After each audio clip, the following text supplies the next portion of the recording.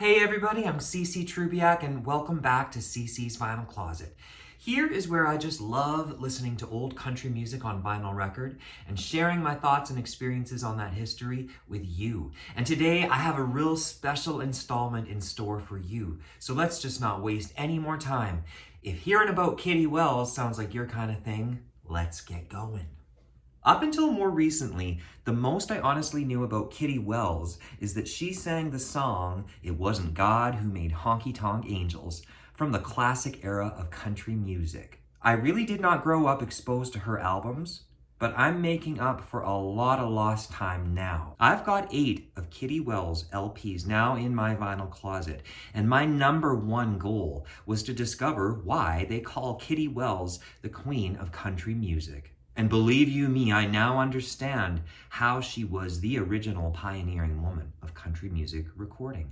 Kitty Wells, rest in peace, was born Ellen Muriel Deason in 1919, and she passed away in 2012 at the age of 92 years old. Kitty was born in Nashville, Tennessee, apparently one of the few well-known country performers to have been born in Nashville. Her father, Charles, was a brakeman on the Tennessee Central Railroad, but he and his brothers were very musically gifted, and so Kitty began singing and learning guitar as a child from her father. As a teen, she sang with sisters and cousins under the name the Deason Sisters on local radio beginning in 1936.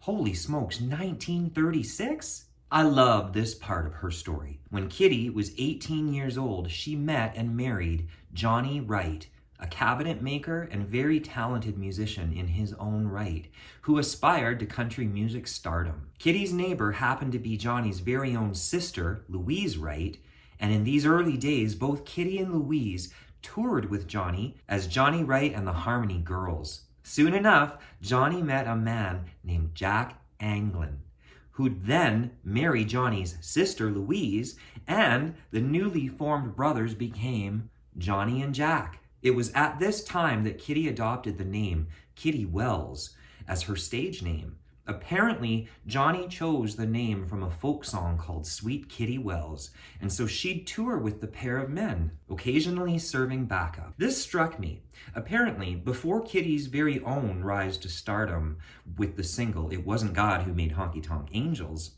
singer Roy Acuff toured with Wright and Wells for a time, advising Wright not to make his wife his show's headliner because he ignorantly figured that women could not sell country music records.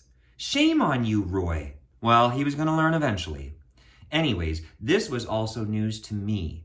Wells would not even begin singing on her own husband's duo act records until signing with RCA Victor in 1949. While her early years did gain some notice, promoters were still not keen on promoting female singers. So, Wells was actually dropped from the label in 1950. It really was a tough go for women to break into the industry. It appears 1952 would be her magic year. It was in 1952 when Decca Records executive Paul Cohen approached Wells to record the song "It Wasn't God Who Made Honky Tonk Angels." Wells was disenchanted with her own career prospects at the time and was even considering retirement. But she agreed to do the session at Owen Bradley's studio on May 3rd, 1952. It wasn't God who made honky tonk angels,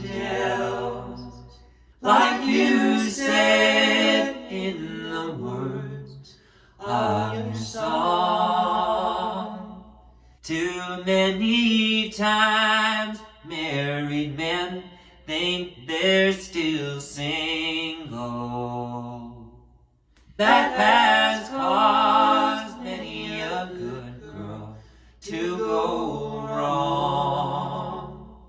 Nobody was expecting a hit. In fact, the record's message was so controversial at the time, it was banned by many radio stations. It was even temporarily banned from the Grand Ole Opry Nevertheless, audiences were greatly enamored, and it took off that summer of 1952, selling more than 800,000 copies in its initial release. It was the first single by a female singer to peak at #1 in the 8-year history of the country music chart, where it remained for 6 weeks. It was thanks to this breakthrough that Wells received a membership to the Grand Ole Opry, which had originally banned the single. The song and Kitty's interpretation had significant appeal and impact. Kitty Wells may have achieved success, but record companies remained reluctant to issue full-length albums by country female stars until Wells herself could prove it. So the deal ends up being that in 1956, a compilation album consisting of It Wasn't God Who Made Honky Tonk Angels and other early singles was made as a test of sorts.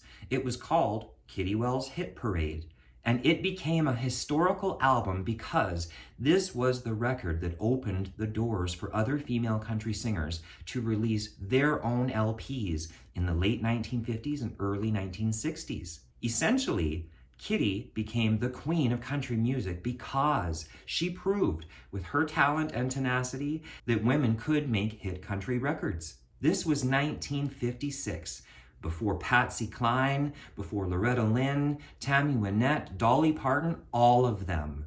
3 LPs that I'm going to be highlighting today are the first 3 albums that Kitty released following the success of Kitty Will's Country Hit Parade. These albums all contained new material and include Winner of Your Heart, Lonely Street, and Dust on the Bible from 1957, 58, and 59 respectively.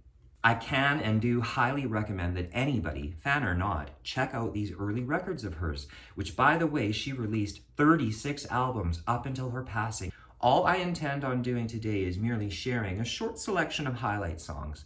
Someday in the future, I'm going to return to these other of her records for more. Up first, Winner of Your Heart was ranked #5 among favorite country and western albums of 1957. The album's final track, She's No Angel, charted for 11 weeks on the bestseller flip chart. She's no angel, she's no angel, her wings are not real. She'll ruin your life, it's your heart she can steal. She'll tell you tales to bring tears to your eyes, so don't you believe them, for they're only lies. I'd say She's No Angel is my favorite song from this album, although it is chock full of enjoyable songs surrounded in fiddles, guitar, and instrumentations that all accentuate her remarkable voice, which is sometimes nostalgic, sometimes a little sad, but always sincere. Honestly, out of the 3 records, 1958's Lonely Street is possibly my favorite if I had to choose, which is not a knock against the other LPs, but rather a result of me simply enjoying a majority of these terrific selections over the others. Lonely Street is one of my personal faves. This standard was written by Carl Ballou, Kenny Souter, and W.S. Stevenson. Perhaps upon that lonely street there's someone such as I, who came to bury broken dreams and watch an old love die. A place where there's just loneliness, where dim lights bring forgetfulness, where broken dreams and memories meet. Where's this place called Lonely Street? I'm not sure just what it is that appeals to me so much about Lonely Street, and I've heard many others cover this standard, even my angels, Tammy Wynette and Emmylou Harris. But Kitty's version fits right up there as one of the best.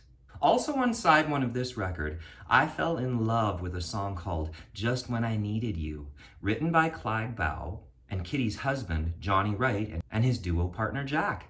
I think it's the chorus in particular that really suckered me in. I cried, I prayed, and I tried to forget you and never call your name. What a shame, you're the one who was to blame. You're the one who proved untrue just when I needed you. Final song from Lonely Street that I loved was The Waltz of the Angels. Something so powerful about this composition and that glorious chorus. Check this out. There must be a power much higher than I, a writer of love songs way up in the sky, the maker of roses, of love sweet and true,